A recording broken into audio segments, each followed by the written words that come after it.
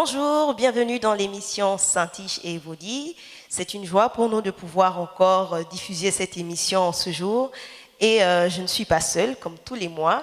Je suis bien accompagnée et je suis en présence de la prophétesse Désirée. Bonjour prophétesse. Bonjour. Quel plaisir de vous avoir avec nous. Le plaisir est partagé. Alors nous bénissons le Seigneur pour votre vie. Merci d'avoir ménagé ce temps pour nous et de pouvoir être là et répondre encore aux différentes questions, commenter l'histoire que nous avons ce jour au regard de la parole de Dieu. Alors je vous inviterai à liker la vidéo, à la partager et à inviter quelqu'un à se connecter afin d'être béni au travers de cette histoire. Alors, c'est l'histoire de Doxaël et Raphaël, qui sont deux chrétiens marchant dans la volonté de Dieu. Doxaël, d'ailleurs, elle est née dans une famille chrétienne où elle a été élevée avec des valeurs chrétiennes et elle a rencontré le prince de sa vie, celui que Dieu avait destiné pour elle. Voilà, ils étaient faits l'un pour l'autre, même les parents l'avaient reconnu. Mais plusieurs événements vont arriver dans leur relation. Je ne vous en dis pas plus, je vous laisse découvrir et nous reviendrons ensemble pour commenter avec la prophétesse Désirée.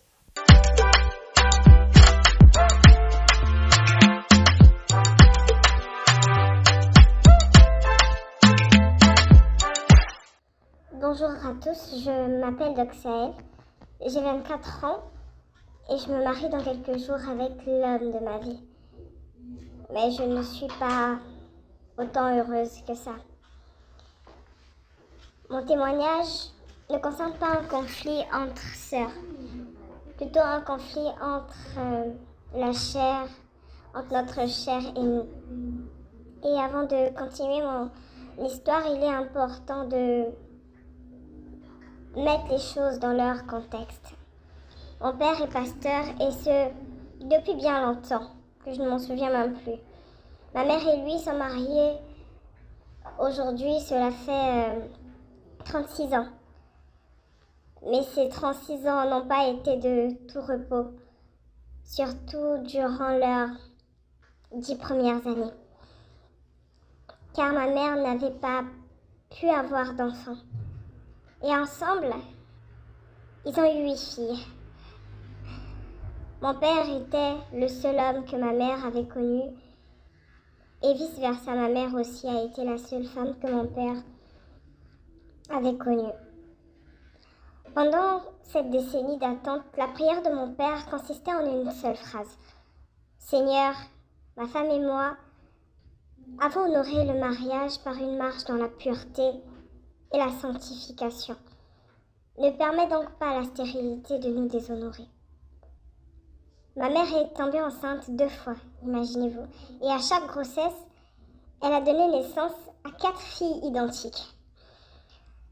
En vérité, nous sommes bel et bien 8, mais identiques sur le plan physique. Que ce soit à l'église, dans la famille ou dans le quartier, nous faisions toujours sensation.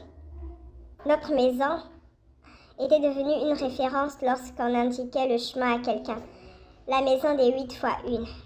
C'est comme ça qu'on nous appelait, c'est ce que l'on disait.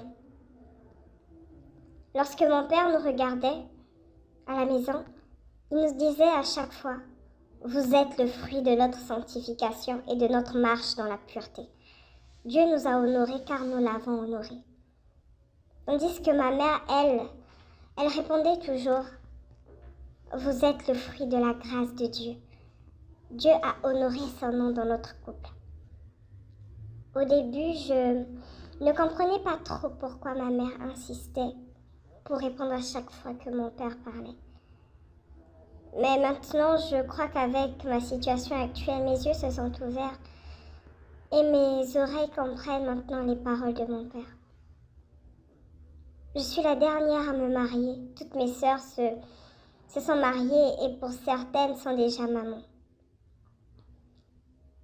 Je vous raconte ma rencontre avec Raphaël. Lorsque je l'ai vu pour la première fois, je m'apprêtais à me disputer avec une dame à cause d'une place dans le bus. Il m'a juste touchée. Il a posé sa main sur moi et m'a dit « Laissez tomber. Jésus ne se serait pas battu pour de telles futilités. » Le grand et chaleureux sourire qui accompagna sa phrase eut raison de moi. Et lorsque je suis rentrée chez moi à la maison, j'ai dit « Maman, j'ai rencontré Jésus dans le bus. » Et 6 mois plus tard, je disais oui à Raphaël. D'aucuns diront que c'était précipité. Mais à quoi perdre le temps ou tergiverser lorsque l'on sait que c'est le bon, lorsqu'on sait que c'est la bonne personne? Et lorsque nos familles nous ont vus ensemble pour la première fois, tous ont su que cela était vrai et qu'on était fait l'un pour l'autre. Raphaël travaillait déjà depuis quelques années et nous avions fixé le mariage pour l'été de l'année qui suivait. Car mon père tenait absolument que je sois une mariée, non pas étudiante, mais une mariée diplômée. Et ma dernière année était une année de stage dans une autre ville à des centaines de kilomètres de là où nous habitions. Raphaël avait pris une semaine de vacances pour m'accompagner. C'était gentil de sa part, m'accompagner dans ma nouvelle ville et m'aider à m'installer. C'est, hélas, avec une profonde tristesse que nous nous sommes séparés à la fin du week-end. Il nous fallait tenir bon et compter le jour jusqu'au jour J, l'année prochaine, pour nous marier. Et malheureusement, nous n'avons pas pu tenir. Nous ne sommes pas tombés au sens traditionnel des choses, mais nous n'avons pas tenu dans la pureté. Pour la petite histoire, Raphaël venait me rendre visite une fois par mois et nous passions le week-end ensemble. En bon chrétien, étant élevé dans une famille chrétienne, avec des valeurs chrétiennes, nous savions qu'il était hors de question de coucher ensemble avant le mariage. Alors, il restait à l'hôtel et moi, je restais dans mon appartement. Sauf qu'un jour, Raphaël n'a pas pris de chambre d'hôtel. Et il devait aller en mission pour 6 semaines. Et donc, nous n'aurions pas pu nous voir pendant un long moment, le mois suivant. Alors, nous avons décidé de profiter au maximum ce week-end-là à la maison. Et dans mon appartement, il y avait 2 chambres. Et en province, cela ne coûtait rien. Alors, il était dans une chambre et moi dans l'autre. La première nuit, tout s'est bien passé. Nous avons gagné nos chambres avant le couvre-feu imposé dans les relations filles-garçons. Mais la deuxième nuit, les choses ont un peu dérapé. Et nous sommes restés ensemble au salon jusqu'à plus de 2 heures du matin. Normalement, Raphaël devait repartir le dimanche après le culte. Mais il a préféré rester pour s'en aller très tôt le lundi matin. Et cette dernière nuit, nous avons franchi d'autres frontières. Et nous nous sommes endormis entrelacés dans les bras l'un de l'autre. Cela nous a beaucoup troublés quand nous nous sommes séparés.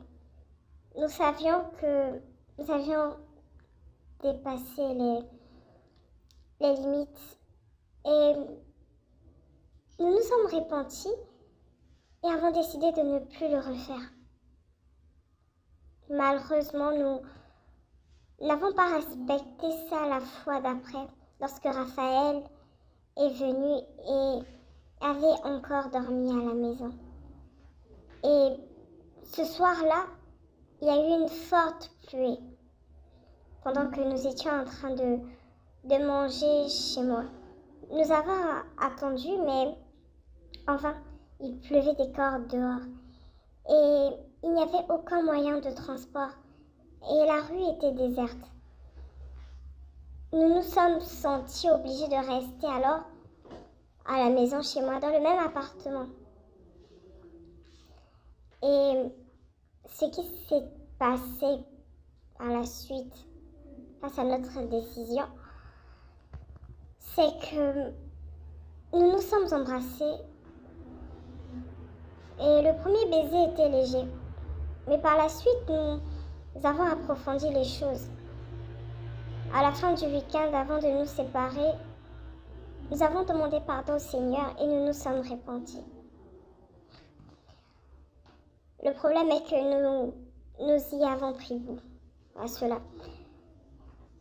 Nous toucher, nous embrasser, nous caresser et demander pardon par la suite. Pour nous, le fait de regretter et de demander pardon était devenu quelque chose de normal et de banal. Je pense même qu'au bout d'un moment, nos regrets n'étaient plus sincères. C'était vraiment une simple formalité. Et nous avons continué ainsi pendant un certain temps. Jusqu'au jour où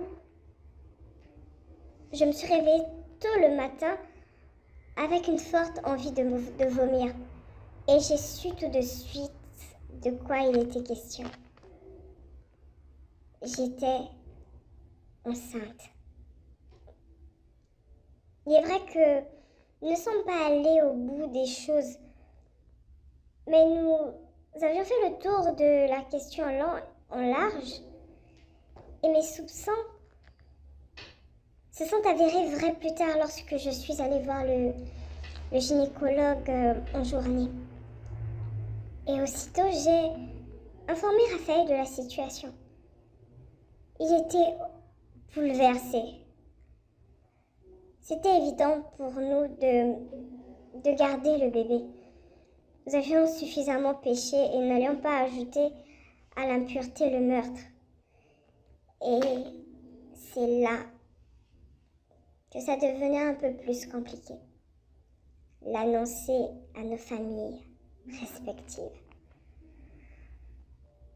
Il fallait le faire. Et le week-end qui a suivi, c'est moi qui suis allée à la capitale. Dès que ma mère m'a vue, elle a su et elle a pleuré en silence dans sa chambre jusqu'à ce que mon père rentre. Et moi, j'étais là par terre devant la porte de sa chambre, triste comme elle. Et Raphaël est arrivé accompagné de ses parents. Et ensemble, nous leur avons officiellement annoncé la chose, là, dans le salon de mes parents. Nos deux mères ont fondu en larmes.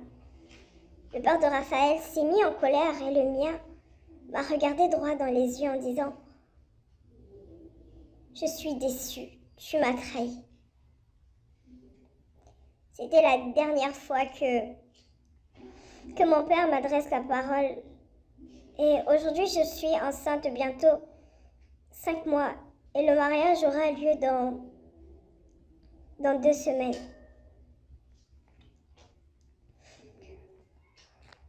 En effet, les responsables de l'Église ainsi que nos familles ont décidé qu'il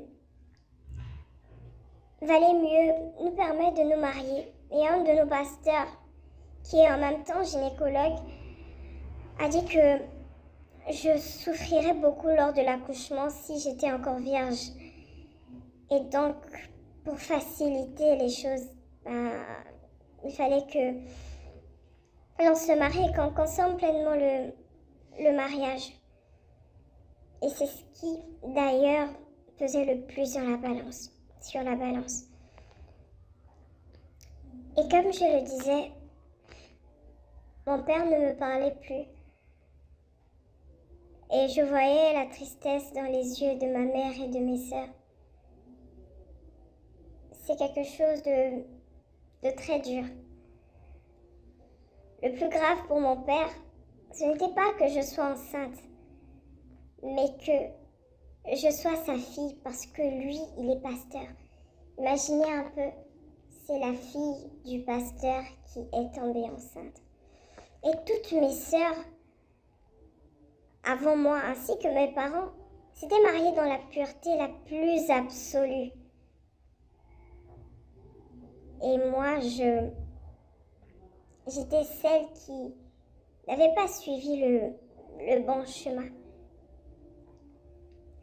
J'avais l'impression que mon père m'en voulait plus que Jésus lui-même. Et une fois, j'ai surpris une conversation entre ma mère et lui. Et ma mère disait, tu devais songer à faire venir le tailleur pour ton smoking. Le temps passe tellement vite. Et mon père qui dit, un smoking. Quel est donc l'événement heureux auquel je vais prendre part? Ma fille se marie dans la disgrâce et la honte. Et je pense qu'un simple costume de tous les jours fera l'affaire. Ma mère s'écria, oh, tu vas accompagner ta fille à l'hôtel en simple costume le jour de son mariage. Papa dit, je ne veux pas être associé à la débauche de ces deux-là et je tiens à ce que le ciel le sache et le notifie. Je ne veux pas perdre une récompense pour m'être réjoui avec eux. Ce jour-là, j'ai pleuré comme jamais en entendant ces paroles. J'avais le cœur en miettes. J'avais le cœur brisé. Le Seigneur m'avait pardonné, mais mon père ne le pouvait pas parce que j'avais sali sa réputation. J'avais sali et entaché sa réputation. Tout ce qu'il avait construit durant ces années. Aujourd'hui, je me regarde et je me pose un tas de questions. Est-ce que je pourrais me pardonner un jour? Est-ce que j'accepterai que Raphaël me touche après le mariage? Est-ce que mon père changera à mon égard? Est-ce que comment pourrais-je regarder cet enfant que nous allons avoir? Je me marie dans quelques jours et assurément je suis sans nul doute la future mariée la plus triste. Simplement parce que je n'ai pas fait le choix de la pureté. Ce que je voulais vous dire, chers frères et chères sœurs, c'est que Dieu veut notre sanctification. Et cela implique la virginité, mais aussi la pureté.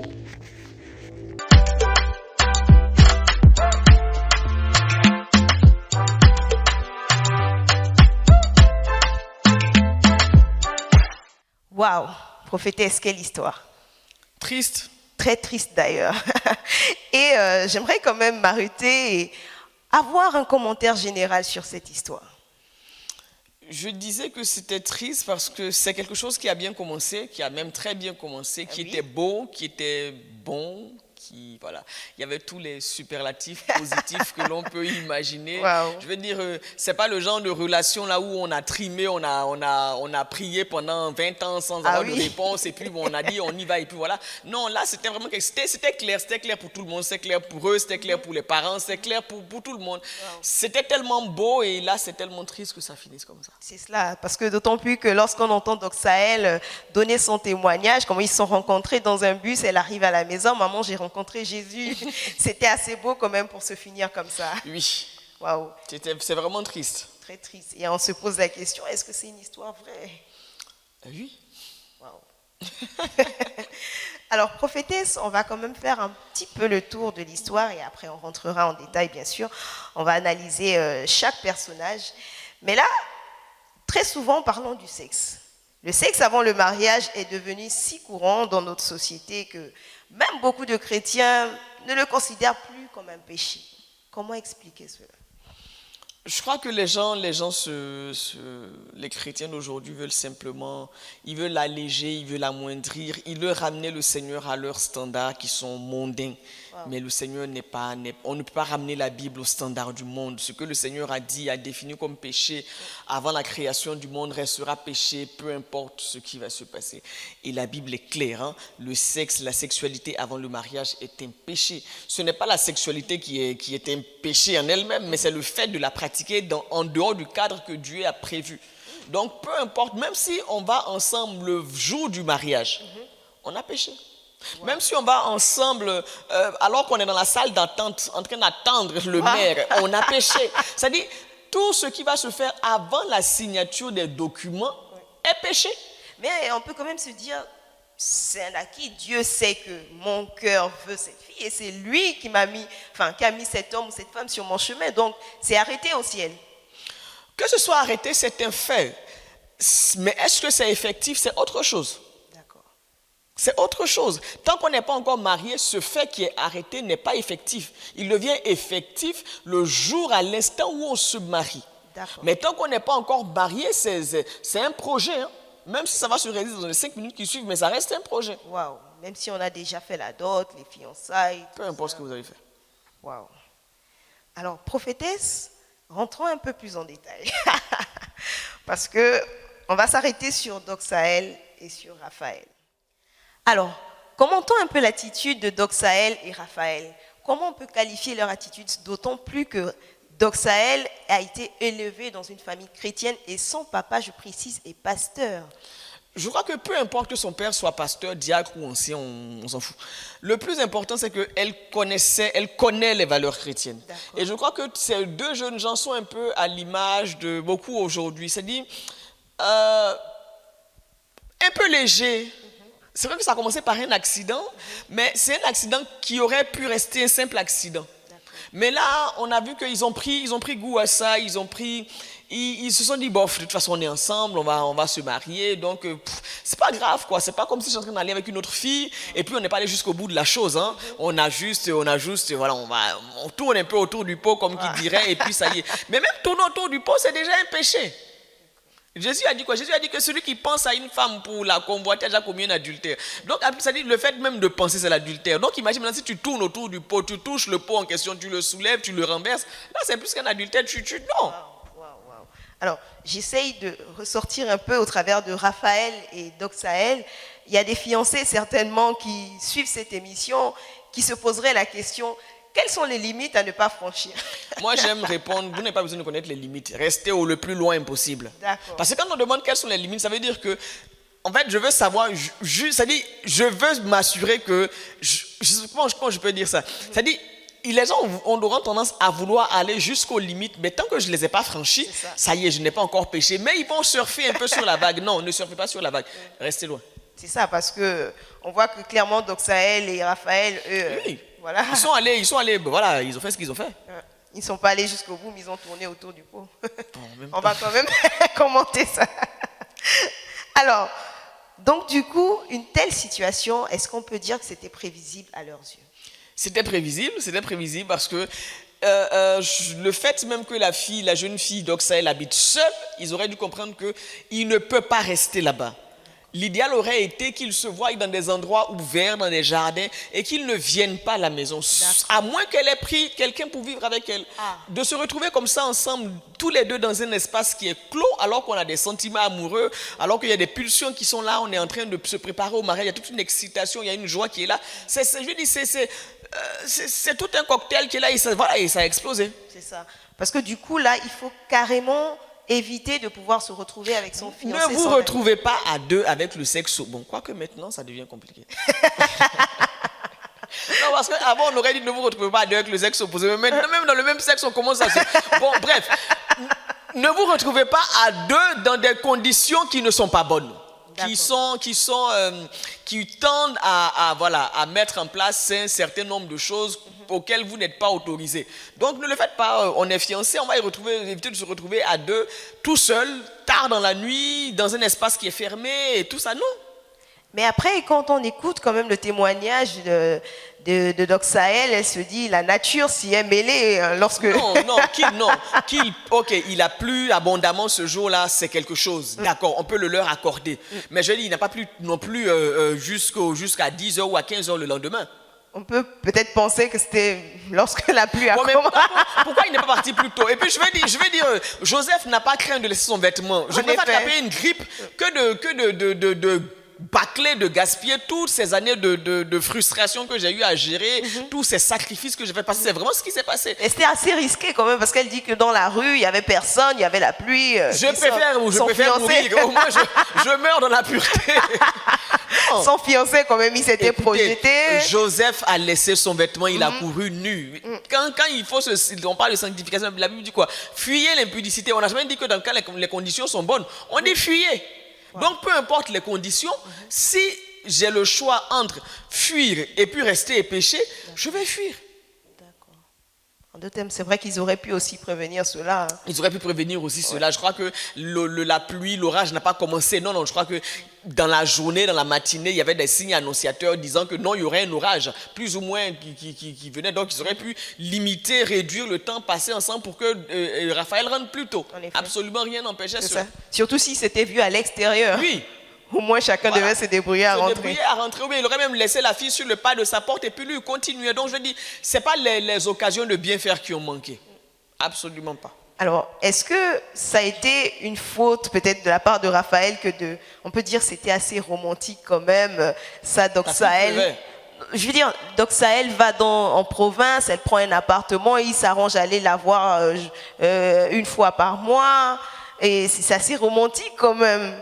On se dit, Raphaël va me manquer, je vais passer un petit temps avec lui. Ouais, maintenant, ça a donné ce que ça a donné. C'est tellement romantique que c'est devenu le péché. Wow, C'est malheureusement. tellement romantique que c'est devenu le péché.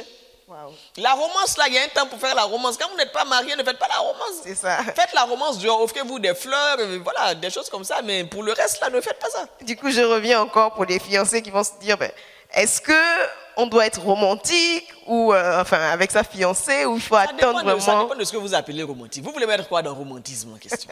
C'est pas des petites attentions. Quelles attentions? Peut-être une petite touche sur la joue. Pourquoi? Tu es jolie.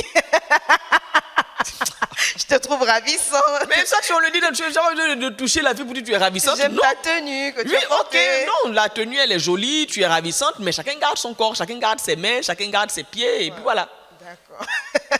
Ça, c'est important à préciser parce que aujourd'hui, avec des fiancés, peut-être ils se poseraient la question, est-ce que je suis allée un peu trop loin dans mes compliments? Gardez vos mains dans vos poches, et puis voilà, les compliments. Faites attention. Voilà, faites attention aux compliments que vous donnez. Qui ne doivent pas révéler des choses. Exactement. Alors, prophétesse, médicalement parlant, parce que beaucoup quand même se posent la question, est-ce que c'est possible de tomber enceinte sans avoir vraiment franchi l'étape? Mais oui, c'est possible de tomber enceinte. Waouh. Marie est tombée enceinte. Non?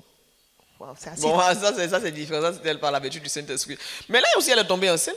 En effet. C'est un genre d'insémination, mais qui n'est pas artificiel. D'accord. Voilà. Waouh. Parce que quand on se tripote là, les gens oublient que quand on se tripote, je veux dire, cette histoire là, c'est quoi? La semence, c'est quoi? C'est pas du caillou, c'est du liquide. D'accord. C'est quelque chose de liquide. Donc, si tu l'as sur la main, tu peux ne même pas t'en rendre compte. Et puis, tu vas tripoter l'enfant de l'autre. Waouh. Et dans cette tripotite, ben voilà. Ouh là là. Difficile quand même à imaginer, à croire. Et Hein. voilà, ça c'est triste. Je veux dire, si au moins tu vas même pécher jusqu'au bout. tu vis les conséquences d'une histoire que tu n'as même pas. Ça, c'est frustrant. En effet. Et est-ce que les deux peuvent-ils être finalement restaurés réellement spirituellement? Ils peuvent être restaurés, il faudrait qu'ils soient réellement et véritablement accompagnés. Il faudrait qu'ils se pardonnent l'un à l'autre et qu'ils se pardonnent eux-mêmes, que chacun se pardonne à soi, que chacun pardonne aussi à l'autre en face. Et puis qu'ils prennent conscience que voilà, c'est le genre de choses qui arrivent quand on surfe sur la vague, c'est le genre de choses qui arrivent quand on enfreint les règles, c'est le genre de choses qui arrivent quand on décide de ne pas faire comme le Seigneur a dit.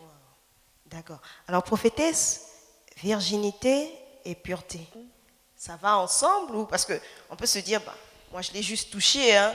Peut-être, admettons que l'histoire de Doxaël n'était pas allée jusqu'à la grossesse, moi je l'ai juste touché, je suis restée vierge, ça compte ou pas? Ça compte pas. On doit être pur. D'accord. On doit être pur, c'est-à-dire on ne se tripote pas, on ne s'embrasse pas, on ne fait absolument... parce que les gens se disent quoi? On va juste faire les préliminaires, mais on n'ira pas jusqu'au bout. Mais l'acte sexuel, écoutez, l'acte sexuel, là, ce n'est pas le fait d'aller ensemble. Déjà, même les préliminaires, même dans les messages, tout ça, là, ça a déjà commencé. C'est important de revenir sur la question des messages. Ça a déjà commencé. Dans les petits messages coquins et douteux et tout ça, là, ça a déjà commencé. Et 3 points de suspension. Écoutez, ça a déjà commencé. C'est comme quand vous allez au restaurant avec quelqu'un. C'est-à-dire, vous n'arrivez pas au restaurant quand vous commencez à manger la nourriture. Dès l'instant où vous mettez les pieds dans le restaurant, vous êtes déjà dans le restaurant. On commence déjà à compter que vous êtes dans le restaurant. Okay. Si on dit que non, des brigands sont venus, ils ont pris en otage des gens qui étaient dans le restaurant, on ne dira pas non, ils ont pris ceux qui mangeaient. On dit ceux qui y étaient, donc ceux qui ont franchi l'espace du restaurant. Mais c'est la même chose.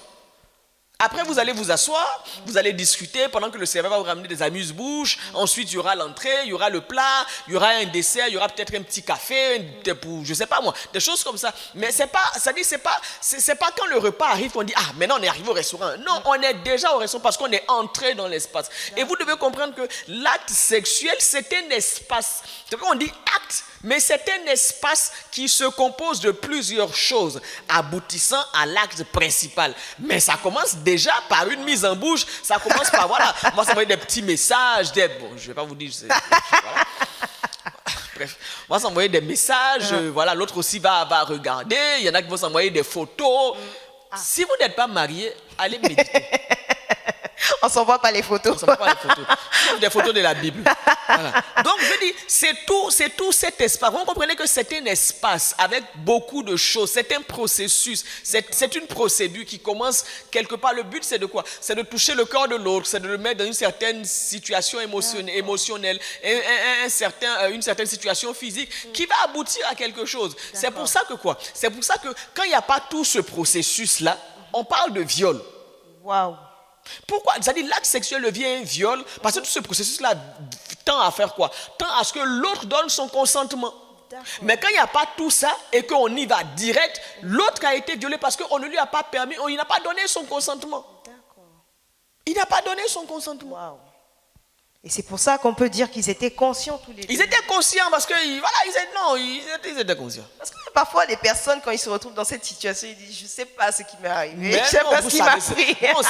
Vous savez ce qui vous est arrivé, écoutez, vous n'êtes pas des enfants. Sur le coup, ils ont perdu connaissance. Non, on sait ce qui... C'est un choix que l'on fait parce qu'on se caresse une fois, c'est un accident. Mais quand ça devient 2 fois, je suis désolé, ce n'est pas un accident. Ça veut dire que c'est une habitude que l'on est en train de cultiver. Surtout une décision. C'est une décision que l'on a prise. Wow. Voilà.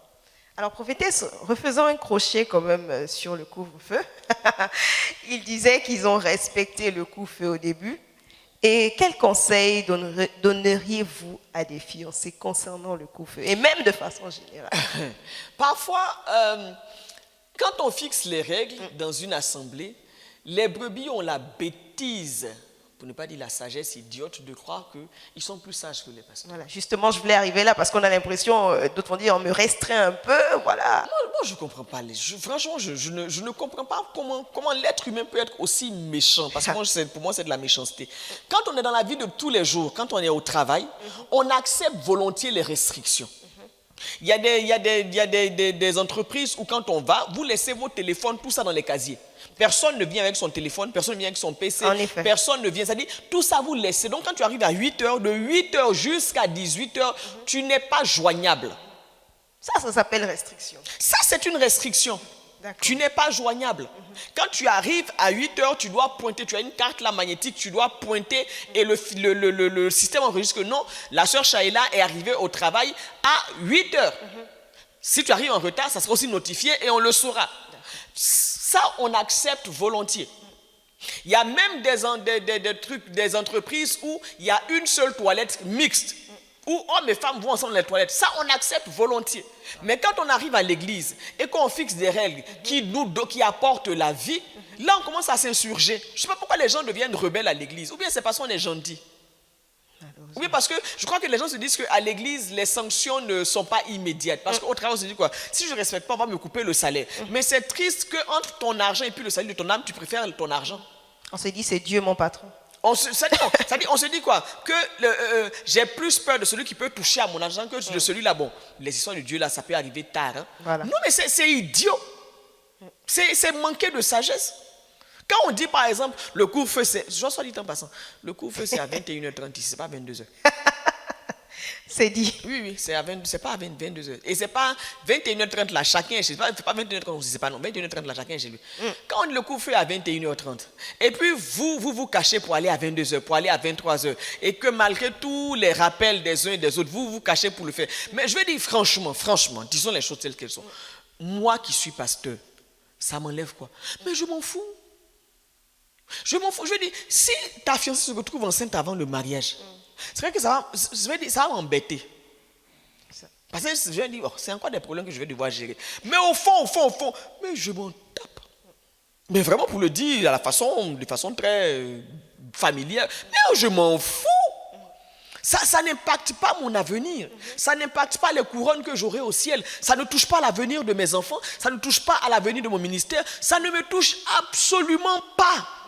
C'est comme si j'ai mis un imperméable et puis une voiture m'éclabousse. J'ai dit, mais en fait, je ne suis pas sale. Parce que quand j'arrive à la maison, là, dès que j'enlève l'impair, mes habits sont impeccables. Mais c'est la même chose. Quand tu ne respectes pas les choses et que tu tombes dans le péché, ça ne me touche pas en tant que tel. C'est vrai qu'en tant qu'église, il y a la réputation de l'église et tout ça. Mais je dis, sur le plan individuel, je ne suis pas impacté. Ça ne touche pas ma vie. Ça ne touche pas ma vie. Donc, en fin de compte, tu es le premier perdant. C'est ça. Parce que c'est d'abord pour les autres, enfin, toutes les personnes fiancées, quand on parle du couvre-feu, que tu sois fiancé ou pas, tu aspires au mariage, les jeunes au sein de l'église, c'est pour eux d'abord. C'est pour eux, les règles sont, quand le Seigneur fixe des règles, que ce soit à l'église ou dans la vie de tous les jours, ce n'est jamais pour Dieu. Dieu ne fixe pas des règles pour avoir une bonne vie. Avec ou sans les règles là, Dieu a déjà une bonne vie. Dieu fixe les règles pour que nous ayons une bonne vie. C'est pour dire quoi? Si vous vivez dans le cadre que j'ai fixé, vous aurez une belle vie. Maintenant, si toi tu estimes que non, moi quand 21h30 là, j'estime qu'on est restreint, moi je veux, frère, sors de la restriction, kiffe ta vie. En tout cas. Maintenant, quand il sera aussi temps d'assumer, il faut se passer. La fille tombe enceinte, là, je suis désolé, mais le mariage, ça va se passer à 4 dans mon bureau, un jeudi après-midi. Non. Même pas vendredi. Même pas vendredi. Non, je suis désolé. Là où tu n'as pas pris le soin et tu n'as pas fait le sacrifice d'honorer Dieu, je me refuse de t'honorer. Je ne vais pas t'honorer, absolument pas. Parce que tu n'as pas honoré Dieu. C'est comme, mais puis de la même façon, votre enfant aussi, là, je ne vais pas le présenter devant l'église toute l'assemblée le dimanche. On va le présenter mercredi, à la fin de la cellule, là. On prie pour l'enfant et puis c'est fini. Wow. Et puis c'est fini. Parce qu'il y a une gloire qui accompagne la pureté, il y a une gloire qui accompagne la sanctification. Et il y a une honte qui accompagne le péché. Donc quand tu as vécu dans ta relation dans le péché, il faut savoir que la honte là, tu vas la vivre. On va te pardonner, c'est vrai, mais c'est ce que Dr. Sahel disait. C'est-à-dire, le pardon, il est là. Bon, quoi que son père, c'est notre cas. Le pardon, il est là, mais tu vas subir la honte là. L'enfant va te demander, maman, vous êtes mariée quand? On s'est marié le 15 janvier. Oh, mais moi je suis né le 19 mars, comment? C'est ça. Tu vas expliquer à l'enfant?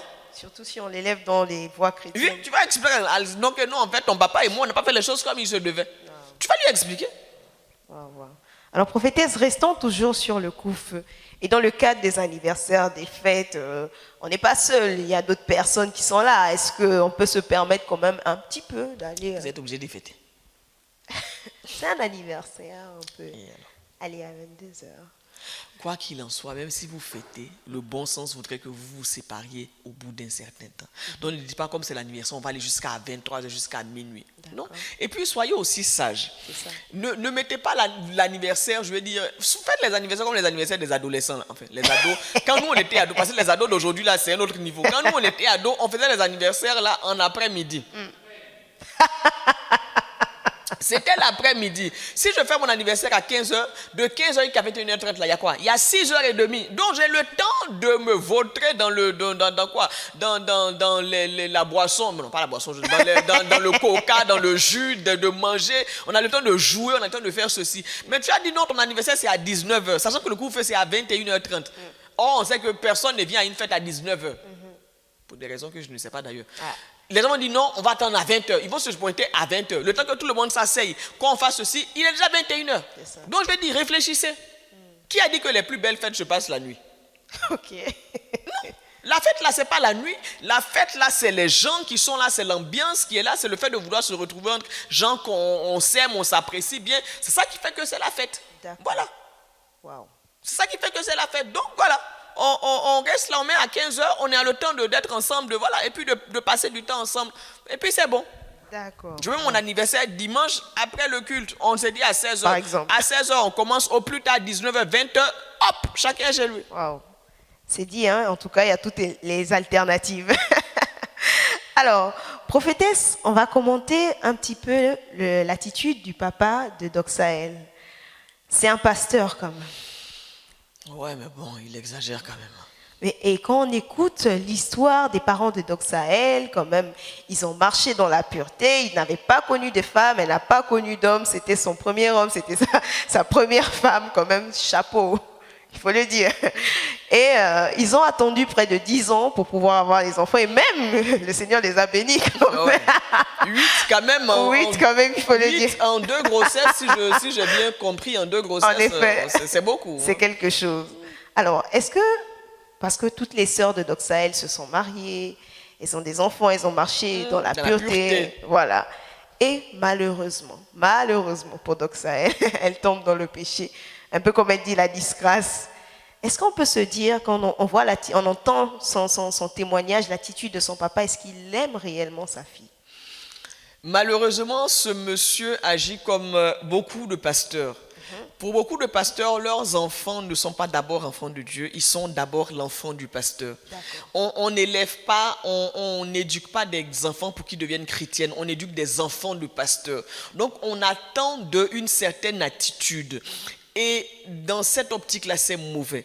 Parce qu'en fin de compte, on réalise que pour le papa de cette jeune fille, le plus important, ce n'était pas qu'elle ait péché contre Dieu, mais qu'elle soit venue, comme qui dirait, entacher sa belle réputation. Qu'elle soit venue, comme qui dirait, sortir un peu des rangs, parce qu'il aurait aimé que ce soit le papa et la maman du Doxaël se sont mariés dans la pureté. Ces 7 sœurs avant, elles se sont mariées dans la pureté. Et la 8e qui vient clore le chapitre, c'est-à-dire que ce soit un beau bouquet de roses blanches, pures et tout ça. Et puis sauf que là, dans toutes ces roses blanches, ben voilà. Wow. Il y a un vilain petit canard noir. C'est vrai que quand on entend son discours, on peut penser que la pureté se transmet, elle est héréditaire. Ah ben oui, lui c'est comme ça. Ça dit, non seulement c'est héréditaire, mais vous avez l'obligation, pas par rapport à Dieu. En fait, c'est ça le truc, c'est que lui, c'est pas par rapport à Dieu, c'est par rapport à lui. Parce que lui, il est pasteur. Parce que sa femme et lui ont marché dans la pureté. Vous devez aussi le faire. C'est ça. Parce que même quand on entend ce qu'il dit, il dit, vous êtes le fruit de notre sanctification. Alors que la maman parle de la grâce. La grâce de Dieu. Il y a une différence. Wow. Parce que la maman a compris que même la pureté dans laquelle ils ont marché, c'est par la grâce de Dieu qu'ils ont tenu. C'est pas par leurs propres efforts, c'est pas par leur propre force, mais c'est par la grâce de Dieu. Sauf que lui, vraiment, il est légaliste. Lui, il n'y a pas la grâce de lui, ce sont ses efforts. C'est parce qu'il a décidé, il a fait le choix, qu'il a tenu jusqu'au bout. Donc, dans sa tête à lui, il estime que vous devez vous aussi tenir. Et si vous tombez, c'est que vous faites le choix. C'est vrai qu'au fond, c'est pas faux, mais il y a une dimension de la grâce dans le guide dont il ne tient pas compte qui fait que tout son discours est légaliste. Wow. Du coup, est-ce que, de façon générale, un pasteur est-il plus attaché au Seigneur ou à son image? Beaucoup de pasteurs sont attachés à leurs images. Wow. Et comment faire cette scission-là? Parce que mine de rien, quand l'apôtre Paul dit « Soyez mes imitateurs comme moi je le suis du Seigneur », est-ce qu'il parle un peu de lui ou plus du Seigneur là-dedans? Non, mais il spécifie. Comme moi, je le suis du Seigneur. Pour dire qu'en fin de compte, on imite tous le Seigneur. Sauf que dans le cas de cet homme-là, il n'a pas dit, on en aucune façon et en aucun moment on ne le voit parler de Dieu. C'est lui qui a marché dans la pureté. Sa femme a marché dans la pureté. Dieu les a récompensés parce qu'ils ont marché dans la pureté.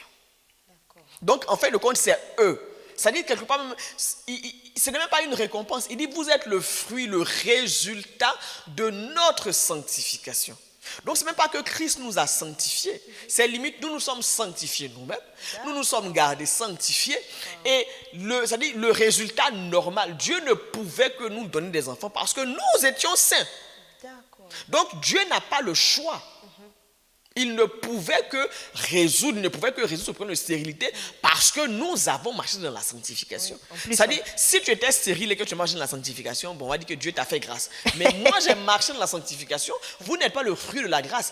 Ce sont mes efforts de sanctification. Et ça, c'est n'importe quoi. Waouh, c'est assez triste quand même. Et j'aimerais quand même qu'on commente encore ce qu'il dit. Il y a, lors du témoignage de Doxaël, elle surprend sa maman en train d'échanger avec son papa. À propos du fameux smoking. à propos du fameux smoking. Et le papa dit, je ne veux pas être associé à la vie de débauche de ces deux-là. Et je tiens à ce que le ciel le sache et le notifie. Je ne veux pas perdre une récompense pour m'être réjoui avec eux. Donc, en d'autres termes, si le jour du mariage de Doxaël et de Raphaël, il ne fallait pas qu'il se réjouisse. Il devait perdre sa récompense pour ça. Oui, en fait, pour lui, dans sa tête, c'est que ils ont péché, ça y est, c'est fini, hein, c'est fini, il n'y a plus rien, ça y est, c'est bon, c'est bon. Mais ce qu'il oublie, c'est que le Seigneur dit quoi? Celui qui avoue ses transgressions, qui les délaisse, obtient miséricorde.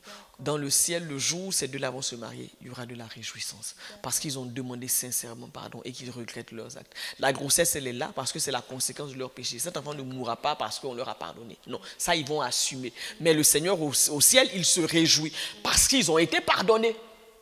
Donc en gros, on a l'impression que c'est comme si la parole de Dieu... Non, c'est-à-dire ce type, lui, il a compris la parole de Dieu, mais selon lui, hein, sauf qu'il l'a très mal comprise. Wow. Parce que là, quand il dit qu'il ne veut pas s'associer à leur vie de débauche, je suis désolé, mais c'est une vie de débauche qui est passée. Et aux yeux de Dieu, cette vie de débauche-là, elle est passée, c'est fini, c'est fini. Quand il dit qu'il ne veut pas se réjouir avec eux, là, il est en train de pécher parce que la Bible nous demande de nous réjouir ceux qui se réjouissent.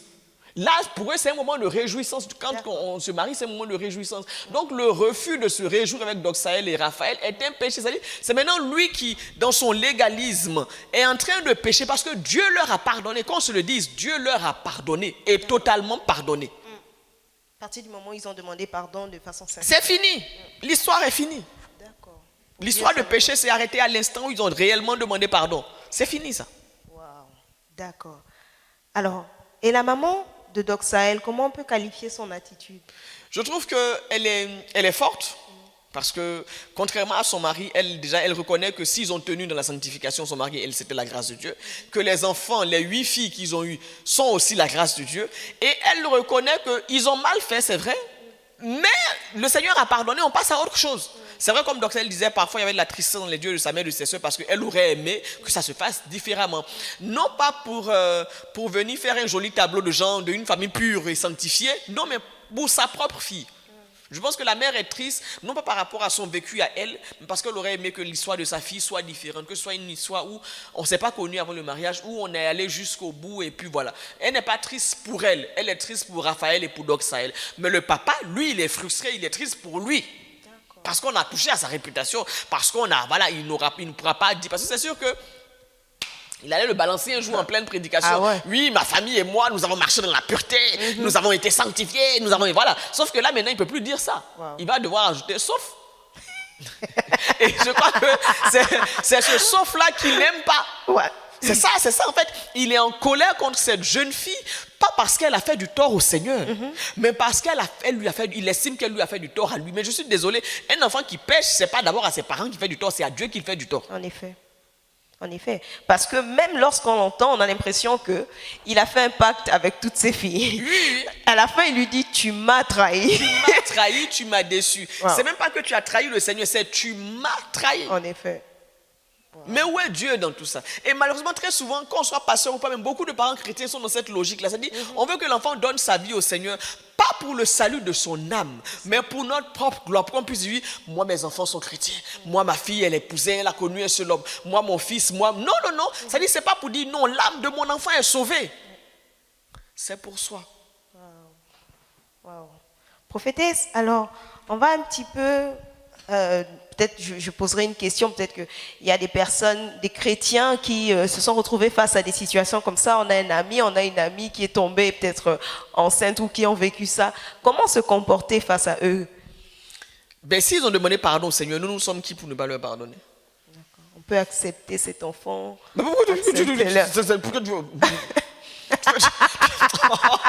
Attendez, même Dieu l'a accepté, toi tu es qui pour ne pas l'accepter? Ouais. Ils ont demandé pardon au Seigneur, ça y est, c'est fini. Puis je veux dire, l'enfant il n'a rien fait.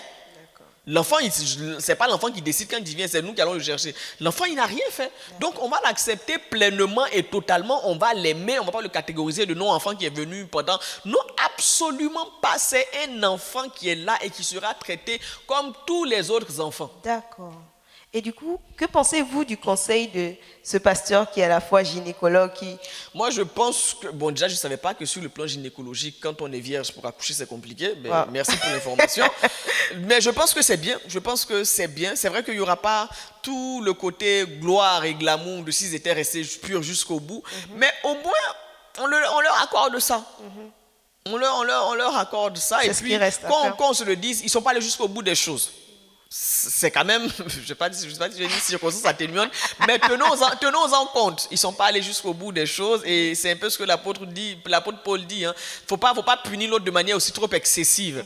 Ils ne sont pas allés jusqu'au bout des choses, ils ont reconnu leur mauvais comportement, ils ont assumé. En tout cas, il y a une chose que j'aime, c'est que tous les deux ont assumé. Personne ne s'est défilé, personne n'a trouvé d'excuses, ni Raphaël, ni Doxaël, ils ont tous les deux reconnu qu'ils avaient mal fait et ils ont assumé. Et c'est important. Oui, et ils étaient prêts à tout. Ils étaient prêts à se plier à tout ce que l'Église allait décider. Ça, c'est quelque chose que j'ai apprécié. Ouais. Et donc, je me dis, quand quelqu'un est déjà repentant et déjà triste sans la punition, ça ne sert à rien de venir encore lui casser du sucre sur le dos. Je crois que là, l'Église a bien fait de décider de les laisser se marier.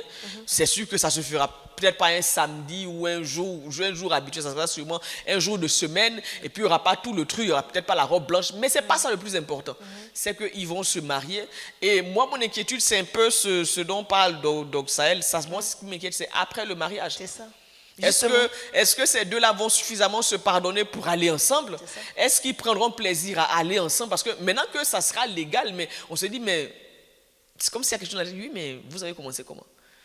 Et je prie vraiment qu'ils puissent faire tomber ces barrières, qu'ils réalisent que non, là maintenant on est mariés, c'est normal qu'on aille ensemble, que vraiment ça puisse, sinon ils auront du mal. C'est ça, justement. Doxaël aimerait peut-être, j'imagine Doxaël qui vient en entretien vendredi dans votre bureau tout en larmes parce qu'on l'entend même, on le ressent dans sa voix, elle est triste lorsqu'elle partage son témoignage et je peux l'entendre vous poser cette question.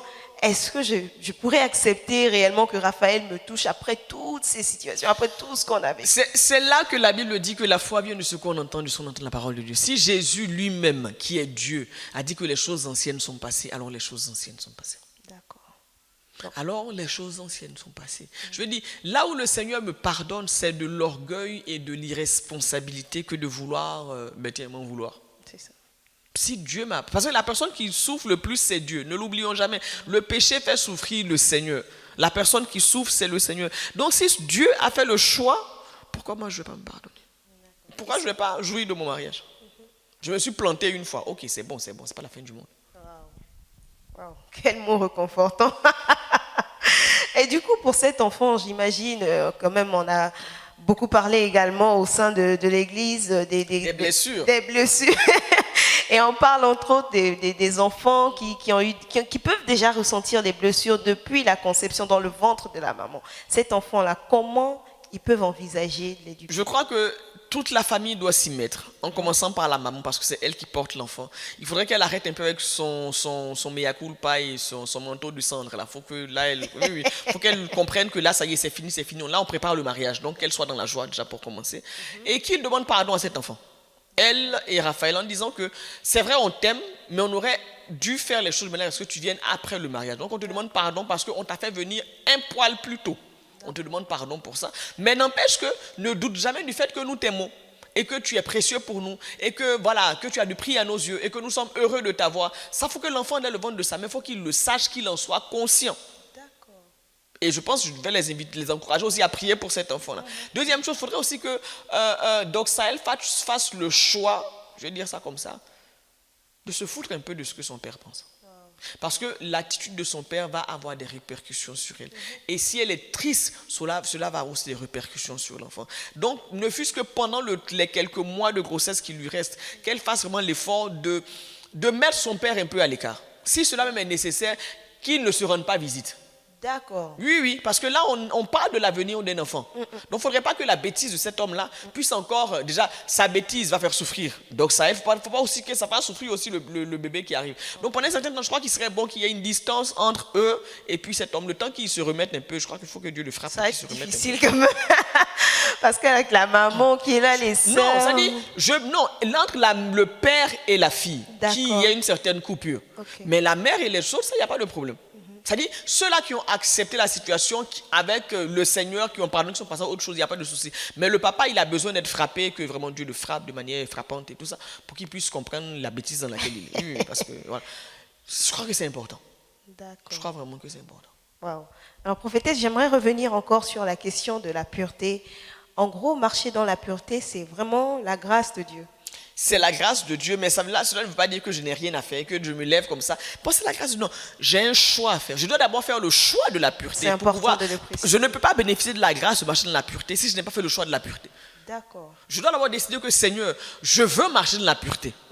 Et puis Dieu me dira, voici la grâce pour marcher dans la pureté. Mais si je me lève là, bon, moi je me lève seulement et je pars. Bon, s'il y a la grâce, s'il n'y a pas la grâce, non, ça je vais tomber. Si je n'ai pas décidé quelque chose, la grâce qui est attachée, en fait, c'est ma décision qui active la grâce. La grâce est déjà disponible, mais c'est ma décision qui va mettre que la grâce va commencer à bouger. Mais si je ne décide pas, la grâce, elle a beau être là, mais je ne marcherai pas dans la pureté. En effet. Alors, je reviens rapidement sur l'attitude de Doxaël et Raphaël. Est-ce qu'il n'aurait pas... Son papa était pasteur quand même. Elle aurait pu... Dès les premiers temps, lorsque Raphaël passait la voix, est-ce que les parents étaient au courant qu'il venait à la maison? Je crois que les parents le savaient parce qu'on donnait parfois des colis à Raphaël pour donner à Doxaël. Donc, c'est sûr que les parents savaient qu'à un moment ou à un autre, ces deux-là se voyaient dans l'appartement. Mais je pense que ce qu'ils ne savaient pas, c'est que peut-être que dans leur subconscience, c'était bon. Ils passent juste, ils déposent et puis ils sortent. Je crois qu'ils ne savaient pas qu'il y avait tout le reste là. Ou bien bon. Parfois, on se dit, on fait confiance à l'enfant, on se dit, l'enfant sait, on se dit, il a été éduqué, il connaît les bases, il sait, donc on n'a pas à s'inquiéter. On n'a pas à s'inquiéter. D'accord. Et vous, en tant que pasteur, vous faites confiance aux fiancés? Question. Ça dépend. De leur maturité. Parce qu'il y a des gens, quand tu les regardes, tu sens que ceux-là, ils se tripotent. Ça dit que tu n'as pas les preuves, voilà. Tu sais qu'ils se tripotent. Waouh. Vous savez, quand quelqu'un vit dans le péché, surtout le péché sexuel, là, ça se voit. Il y a des gens, tu n'as pas les preuves, hein, mais tu es sûr que ces deux-là, ils ont fait des choses. Du coup, elle aurait dû aller en entretien, c'est ça, pour voir son papa, pour déjà que elle n'aurait pas vu l'attitude de son père. Je pense que c'est quelqu'un, à la rigueur, elle aurait pu parler à sa mère. Mais sachant que sa mère allait dire à son père, parce que le père là, c'est pas quelqu'un de potable. Il ne l'aurait pas comprise, il l'aurait brisé, il l'aurait détruit, il ne l'aurait pas aidé parce qu'il n'aurait pas entendu la voix d'une brebis, mais la voix de la fille du pasteur qui est en train de toucher à la réputation du pasteur. En effet. Alors, prophétesse, on va finir quand même, comme toujours, en donnant des conseils. J'imagine beaucoup de jeunes au sein de votre église qui aspirent au mariage. Ils ne sont pas beaucoup. Ils ne sont pas beaucoup. Bon, il y a beaucoup qui aspirent au mariage, mais ceux qui sont prêts à se marier, ils ne sont pas beaucoup. Ils ne sont pas beaucoup. Alors, quels conseils vous les donnerez? Parce que mine de rien, on a quand même suivi le témoignage de Doxaël, de Raphaël, il y a des sœurs, il y a des frères. Quels conseils vous leur donnerez? La pureté n'est pas une punition. Le couvre-feu aussi. Le couvre-feu, oui, j'allais y venir. Le couvre-feu n'est pas une punition. La discrétion n'est pas une punition. Oui. Toutes ces choses-là que vous croyez être des punitions ne le sont pas. Elles sont là pour vous assurer d'avoir un mariage qui est heureux, un mariage qui est stable. Parce que quand on a commencé à se tripoter dans les fiançailles, on est en train de semer un manque de confiance l'un vis-à-vis de l'autre. On sait que quand on était fiancés, on se tripotait. Donc, qu'est-ce qui me garantit que l'autre, là, il ne va pas tripoter les gens dehors? Wow. C'est des choses que vous semez et vous allez les récolter dans le mariage d'une façon ou d'une autre. Et j'insiste, quand vous le faites au fond, en fin de compte, c'est vous qui êtes impacté. Parce que ce sont vos mariages qui seront ajournés pour tripotage, ce sont vos mariages qui seront annulés pour tripotage, ce sont vos mariages qui seront je ne sais pas quoi pour tripotage. Et vous allez avoir des enfants qui sont nés 2 mois après le mariage. Je veux dire, Jésus fait des miracles, il ne faut pas abuser non plus. 2 mois de grossesse dans la vie d'un être humain, ça n'existe pas, ça n'existe pas. Et ça n'existera pas. Et ça n'existera pas. Quelqu'un me demandera, et pourquoi pas? Parce que c'est comme ça. Oui. Donc, ne vous mettez pas dans des situations où vous allez être perdant sur toute la ligne. Et puis que vous le vouliez ou pas, là, on va vous critiquer dans l'église. Et tu sais, la fille, là, tu le fais là. Voilà. Donc, ne donnez pas sujet à critiquer, surtout si les gens n'aiment pas votre relation. Ne donnez pas sujet à critiquer aux gens. vivez dans la pureté, marchez dans la pureté, dans la sanctification, respectez les règles. Et j'aimerais encourager quelqu'un pour dire que si jamais ça arrive, ayez, surtout les frères là, ayez l'audace et le courage de Raphaël pour assumer les choses. Ah oui, ça quand même il faut le dire. Ne dites pas non, c'est la femme que tu m'as donnée, mais c'est elle qui insistait. Assumez, il faut être 2 pour faire un enfant. Bon, quoique maintenant il y a l'insémination artificielle, mais même là aussi il faut être 2, parce que l'autre, la semence là, ça vient de quelqu'un d'autre. Eh oui. Il faut être 2. Et surtout, ne pas penser à l'avortement. Non, ah non, ça c'est hors de ils l'ont question. dit. Vous avez déjà, j'ai aimé ce qu'elle a dit, on avait déjà péché, on ne va pas encore aller ajouter au péché d'impudicité, on ne va pas encore aller ajouter le meurtre. C'est ça. Donc, même si elle se retrouve enceinte de quintuplé, vous allez les accueillir dans la joie. Une Mais joie, s'ils n'ont pas de finances. Une joie quintuple. Ah mais oui, peu importe. Wow. On n'avorte pas, on n'avorte pas, on n'avorte pas. On n'avorte pas. On assume sa bêtise jusqu'au bout.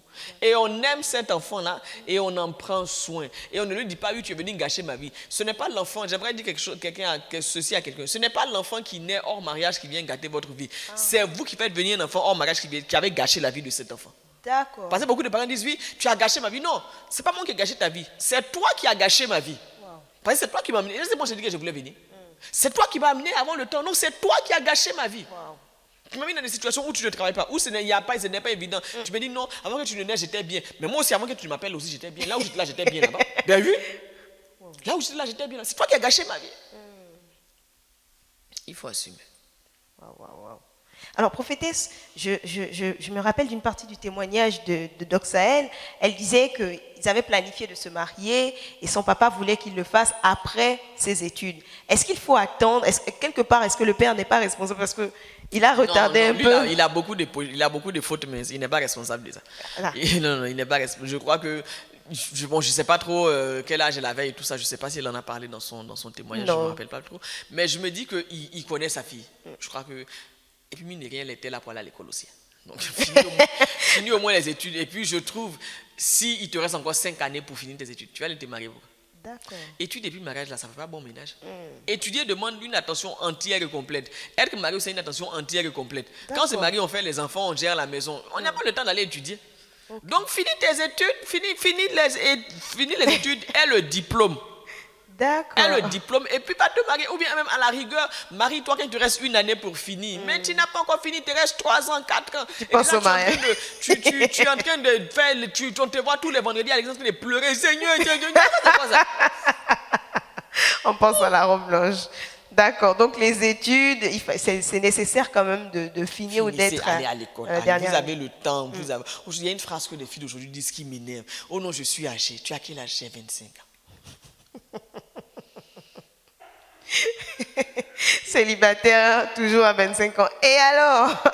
Si tu as 25 ans et puis quoi? Ouais.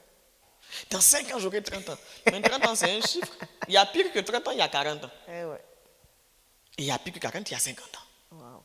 Donc je veux dire, pourquoi vous décidez que vous êtes âgé quand vous avez passé un certain âge? Oh non, je suis âgé, j'ai 25 ans, il n'y a personne, il n'y a pas ceci, il n'y a pas cela. Wow. Oh, mais s'il n'y a personne, il n'y a personne. Prie jusqu'à ce qu'il y ait quelqu'un. On ne va pas en faire toute une histoire, tout un machin. C'est ça. Apprenez à vivre heureuse en étant seul aussi. Hein. Le célibat, là, c'est pas l'antichambre de l'enfer. Non. Il y a des gens qui sont célibataires, c'est comme si, ça y est, juste après l'enfer va arriver. Non. Voilà. Le célibat ne précède pas l'enfer. Par contre, le mariage, si tu te maries mal, ça peut précéder l'enfer. Ah, ça aussi, c'est important de le dire. Et du coup, pour finir, quel conseil donner aux fiancés? Restez pur. Restez pur. Avec Pas tout ce que vierge ça- seulement. Non. Restez pur. On ne se tripote pas. On ne s'embrasse pas. On ne se caresse pas. On ne s'envoie pas de messages avec 3 points de suspension. On ne fait rien de tout ça. C'est dit. On reste pur jusqu'on échange aucunement les fluides corporels. Chacun garde ses fluides jusqu'à ce qu'on se marie. Quand vous allez vous marier, si vous voulez vous poursuivre dans la maison, poursuivez. Ça sera légal. Alors, pour finir, Doxaël dit que son histoire, ce n'est pas forcément pour résoudre les conflits entre sœurs, mais avec sa chair. Comment faut-il traiter sa chair? Crucifier la chair. En faisant quoi? En la Par crucifiant. Il faut acheter des clous, il faut acheter un marteau et puis il faut la crucifier. crucifixion, ben voilà, il faut obéir au Seigneur, il faut faire tous les sacrifices qu'il faut. Il faut marcher selon l'esprit. Vous n'accomplirez pas les désirs de la chair. Le mariage avant le sexe, c'est un désir charnel. Marche selon l'esprit, tu n'auras pas à accomplir ces choses-là. D'accord. Et pour finir, si on a, par exemple, les signaux que notre corps envoie, vaut mieux aller voir son pasteur pour en parler. Si faut, on va t'attacher. Merci, prophète. On aura toujours des signaux. Ne vous mettez pas dans des... Je vais vous raconter une anecdote pour finir. Quand on était fiancés avec le pasteur Philippe, on vivait vraiment comme il se devait et tout ça. Et un jour, il m'a dit, écoute, il y a tel vêtement que tu portes. Vraiment, quand tu mets ça, ça me met dans des états qui ne sont pas normaux pour l'instant. Ce n'était pas que mon vêtement était indécent ou était... Non, mais lui, ça avait un certain effet sur lui. Et l'effet en question ne le voulait pas là maintenant parce qu'on n'était pas mariés. Mais qu'est-ce que j'ai fait? J'ai simplement arrêté de mettre ce vêtement-là. Je veux dire, il ne faut pas s'entêter dans des situations où vous savez que ça risque de mal finir. Il faut se connaître. Ah, telle façon que tu as de me faire, quand tu fais vraiment, ce n'est pas bon. Est-ce que tu peux arrêter ça? Et puis, je l'ai dit, je le répète, mais quand les gens sont amoureux, ils deviennent idiots, surtout les soeurs. Je ne sais pas pourquoi. Écoutez les filles, je vais vous donner un conseil. Hein. Quand vous tombez amoureuse, là, que vos cœurs tombent amoureux, mais que votre cerveau là, ne tombe pas amoureux. C'est-à-dire, donc, franchement, parce que quand votre cerveau tombe amoureux, mais on peut même vous imposer les mains. Le niveau de bêtises dans lesquelles les filles sont, qu'elles sont amoureuses, je me dis, mais c'est comme si même elles sont pas là. Même le côté même logique de la vie, là, c'est mort. Oh là là. Je ne comprends pas. On vous dit de ne pas cuisiner pour les gens, mais c'est vous qui dites. Ah oui, ça on a oublié de préciser. Combien de fois j'ai dit de ne pas cuisiner pour le sexe opposé, mais tu entends les coulisses, sinon, tel est allé cuisiner pour un tel, tel est allé cuisiner pour un tel, tel. Et puis après quand vous tombez, je suis désolé, vous ne tombez pas, vous avez fait le lit, vous vous êtes couché. C'est-à-dire que vous vous mettez dans des situations qui vont finir par aller ensemble, et puis vous dites non, le diable ne vous a pas fait tomber. Vous vous êtes levé, vous avez fabriqué votre lit. Mais même si on se dit c'est mon ami, je peux cuisiner pour lui. Je dis de ne pas cuisiner pour les gens. Il t'a fait cuisiner, tu ne cuisines pas pour lui. Oh non, il est malade, il est en train de mourir. Mais qu'il aille au McDo. Je dis, il y a beaucoup de fast-food ici. On ne cuisine pas pour les gens.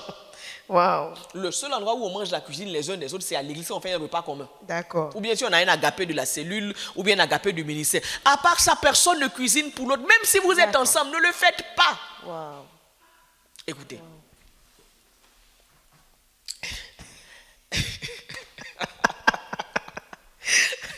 Écoutez, soyez sérieux. La cuisine, là, c'est pas seulement manger. La cuisine, là, ça peut devenir un aphrodisiaque. Alors faites attention. Ouh là là. Faites attention. Bon. Quand on vous donne les conseils, ce sont des gens qui sont mariés qui vous donnent des conseils. Faites attention. Faites attention. Tu veux cuisiner. Cuisine, vous vous retrouvez à l'église, tu lui donnes le bol dans la main. Ok. Oh non, je vais faire les courses, aller cuisiner chez lui. Non. Non. Tu veux vraiment lui donner à manger? Et ça, c'est si vous êtes fiancé. Si vous n'êtes pas fiancé, là, on ne cuisine pas pour les gens. Tu veux lui donner à manger ton fiancé. Tu cuisines chez toi. Tu mets dans un bol, tu l'appelles. Ok. Tu lui donnes le bol, il part avec. D'accord. Oh non, je vais aller cuisiner chez lui. Non. Quand tu vas aller cuisiner chez lui, là, il va venir. Vous serez deux dans la maison. Vous ne savez pas comment ça peut finir. Oh non, l'oignon est rentré dans mes yeux, viens m'aider. Oh ma chérie, j'ai en train de pleurer pour moi comme ça. Et puis dans ça là, et puis... Je dois me changer même pour cuisiner. Je vais pas me salir. Je vais me changer, je vais pas me salir. Et puis dans l'affaire de s'échanger là, la porte n'est pas bien fermée. Écoutez, ne blaguez pas avec... Écoutez, le sexe là, non. C'est pas pour que la Bible dit ne réveille pas l'amour avant qu'il ne veut. Ne réveille pas le sexe avant que ce soit le temps. Alors arrêtez de jouer au plus malin, au plus fin en disant que non, moi je suis solide. Frère, tu n'es pas solide. Il y en a qui sont tombés, ils étaient plus solides que toi. Vraiment. Même Dieu qui a donné son esprit là, il a dit vous allez marcher sur la puissance de l'ennemi. Il a parlé des scorpions, tout ça. Mais il dit fuyez l'impudicité. Dieu sage. Donc entre l'impudicité et les scorpions, Dieu te dit que non, l'impudicité est plus fort que les scorpions. Donc entre le péché sexuel et puis les démons, Dieu te dit que le péché sexuel est plus fort que les démons. Tu peux chasser les démons et l'impudicité. On dit non, fuis l'impudicité. Et toi tu vas dire que non, j'ai jeûné, j'ai prié. Oh. Le jeûne et la prière ne fait rien. On dit c'est pour chasser. On dit cette sorte de démon. On n'a pas dit cette sorte d'impudicité. On dit cette sorte de démon. Tu vas chasser les démons. Mais l'impudicité, on n'a pas, il faut jeûner, il faut prier. On dit il faut courir. Alors cours. Eh ouais, c'est dit. Fuyons l'impudicité. Merci prophétesse.